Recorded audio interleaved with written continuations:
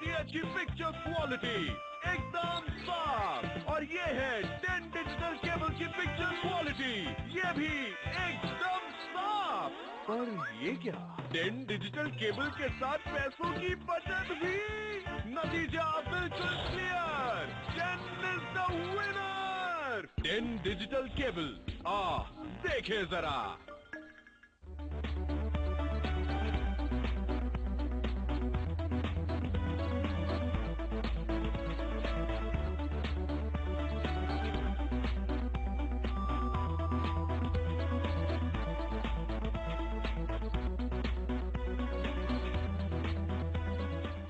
सत्ता के गलियारों में फिर सरगर्मी है।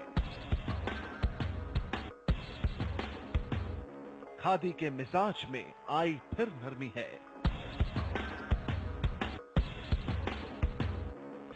अब वोट देने से पहले परखेंगे उम्मीदवार की दावेदारी। आपके शहर, आपकी तहसील, आपके गांव पहुंचकर हम आपके कटघरे में लाएंगे सियासत के खिलाड़ी। इस कार्यक्रम के प्रायोजक हैं जेटिको बनियान, त्वचा के लिए पूरी तरह से सुरक्षित, एंटी बैक्टीरियल। बावर्ची खिलाइए, सबको रिझाइए।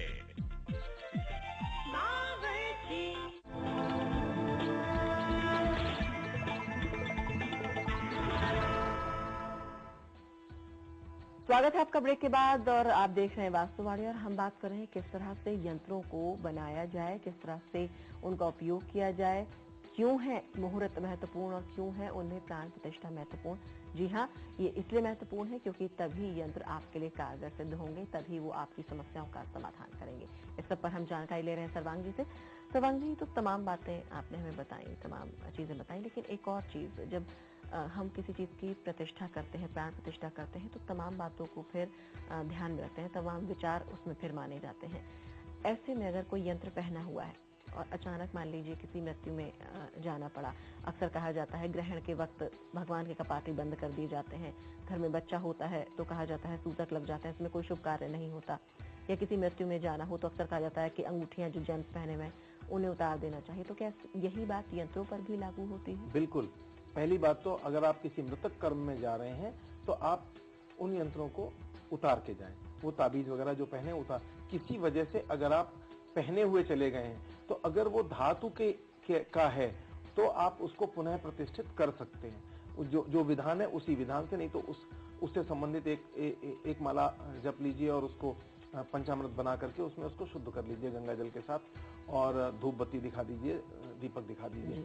और लेकिन अगर उसका जो धागा है वो आप बदल दीजिए। अगर आप गले में पहने हैं या भुजा में बांधे हैं तो उसका धागा बिल्कुल बदल दीजिए। चेन में है तो कोई दिक्कत नहीं, मेटल में है तो ये एक तरीका है। इसी तरह किसी भी सूतक कर्म में या इस बात का ध्यान रखना पड़ेगा।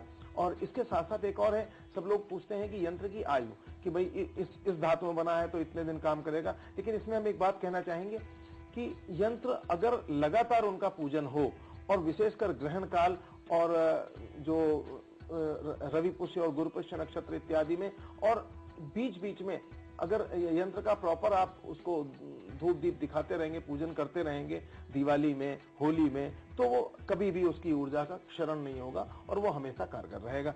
बस ये बात। जो आप गले में पहने हैं उसको आप किसी लघु शंका या उसके लिए जाते हैं तो हर बार कुछ लोग उतारते हैं। गले तक पहना हुआ हर चीज शुद्ध है। यज्ञोपवीत आप धारण करते हैं यहाँ तक कि, तो उसकी ग्रंथियां ऊपर रखते हैं और इसीलिए कि उस वक्त आप उसको कान में लगा दें ताकि, तो गले तक सब चीजें शुद्ध हैं तो उसको बार बार उतारने का आवश्यकता नहीं है। रात में आप उतार करके रख सकते हैं, सुबह नहा धो के फिर पहन सकते हैं। लेकिन हर बार आप अगर जब आप लघु शंका या उसके लिए जा रहे हैं तो आप मत उतारिए। जी चलिए, तो ये तो बात हो गई। लेकिन एक और चीज सर्वांग जी मैं कहना चाहूंगी, अगर हम आजकल की प्रैक्टिकल परिस्थितियों को देखें, आम आदमी के पास इतना वक्त ही नहीं है, जीवन शैली ही इतनी भागा दौड़ी भरी है कि शायद इन तमाम उपायों को करने के चक्कर में ही लोग उपाय नहीं करते कि बहुत वक्त है जाया हो रहा है। ऐसा लोग कहते हैं कि वक्त जाया हो रहा है, हालांकि परेशानियों से वो जूझते रहते हैं। लेकिन क्या फिर भी ऐसा कोई उपाय है यंत्रों से संबंधित, कोई भी ऐसा तरीका है कि इस भागा दौड़ी भरी जिंदगी में भी तमाम परेशानियों से निजात पाई जा सके, इन दिक्कतों से कुछ भी ऐसा जो आम आदमी आज की भागदौड़ भरी जिंदगी में कर सके और वो कारगर भी पूरी तरह से हो? बहुत अच्छा सवाल है ज्योति, और बहुत ईमानदारी से इसका एक बहुत अच्छा जवाब मैं आपको देता हूं कि देखिए, 15 यंत्र एक ऐसा यंत्र है जिसमें 1 से लेकर 9 तक के अंकों का प्रयोग होता है, और ये सूर्य यंत्र है जी। और इसमें 1 से लेकर 9 जो नंबर्स हैं ये 9 ग्रहों को रिप्रेजेंट करते हैं। तो अगर आप अपने गुरु पुष्य रवि पुष्य नक्षत्र में या अपने जन्म नक्षत्र में इसको 110 भोजपत्र के ऊपर 2x2 के आप छोटे छोटे वो बना लीजिए, और केसर की स्याही से उसके ऊपर केसर और रक्त चंदन घोल के एक दिन मेहनत करिए कम से कम जी। आपकी वास्तु से रिलेटेड समस्याएं और जीवन में किसी ग्रह से जुड़ी हुई कोई समस्या हो, तमाम सारे उपाय करने के बाद भी अगर आपको निजात नहीं मिल रही है और कोई स्पिरिट अटैचमेंट हो, किसी भी तरह की कोई समस्या हो, तो आप इसको कर सकते हो। 110 यंत्र आप लिखिए हैं और लिख लिए आप अपने, खासकर अपने जन्म नक्षत्र में, तो सबसे उत्तम है।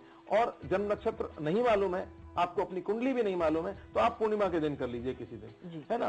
तो आप उसको लिख करके इन यंत्रों को लिख करके किसी ऐसे नदी में पहुंच जाइए जहां मछलियां खूब सारी हो, आटे की गोलियों में उन यंत्रों को बंद कर दीजिए और 108 यंत्र आप उसमें प्रवाहित कर दीजिए जल में, और इसके बाद वहां प्रणाम करके चले आइए।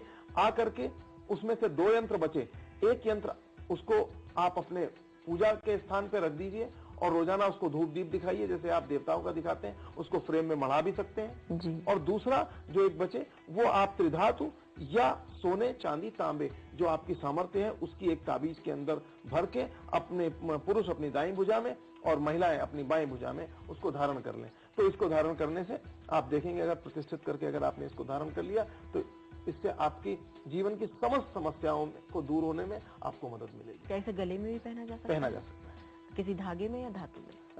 चेन में पहन सकते हैं, सोने की या चांदी की, अथवा धागे में पहन सकते हैं। अगर धागे का रंग की अगर मैं बात, धागे के रंग की बात, अपनी राशि के अनुसार धागे का रंग इस्तेमाल कर सकते हैं। अगर आपकी मान लीजिए राशि धनु है तो आप पीले रंग का धागा इस्तेमाल कीजिए, और आपकी राशि जो है मकर या कुंभ है तो आप काले रंग का धागा यूज कीजिए। अगर आपकी राशि कन्या या मिथुन है तो आप हरे रंग का धागा यूज कीजिए। जी। क्या ये भी जरूरी है कि इन गोलियों को किसी नदी में ही बहाया जाए या तालाब में अगर मछलियां हैं तो उन्हें? मछलियां जहां पर भी हैं वहां पे आप, जहां बहुसंख्यक मछलियां हैं वहां पे आप डाल सकते हैं। तो दर्शकों, ये ऐसा अचूक उपाय बताया है सर्वांग जी ने कि अगर आप तमाम यंत्र नहीं बना सकते हैं, नहीं रोज पूजा कर सकते हैं, कोई ऐसा कार्य नहीं कर सकते हैं, आपकी जीवन शैली इतनी भागदौड़ भरी है, तो एक दिन का वक्त आप अपने लिए निकालें। आपकी वास्तु से संबंधित दिक्कतें, आपकी कुंडली से संबंधित दिक्कतें तमाम दूर हो जाएंगी इस उपाय को करने से। तो जाना आपने कि यंत्रों में कितनी शक्ति है और किस तरह से यंत्र आपके जीवन से संबंधित समस्त समस्याओं का समाधान अपने अंदर रखते हैं, बशर्ते आप उन्हें सही तरह से विनिर्धान पूर्वक स्थापित करें, उनको पूजित करें और उनसे ये मनाएं कि वो आपके जीवन में आपके वास्तु से संबंधित जितनी भी समस्याएं हैं उन्हें दूर करें। इसके साथ आज के वास्तुवाणी में इतना ही। हमें दीजिए इजाजत। नमस्कार।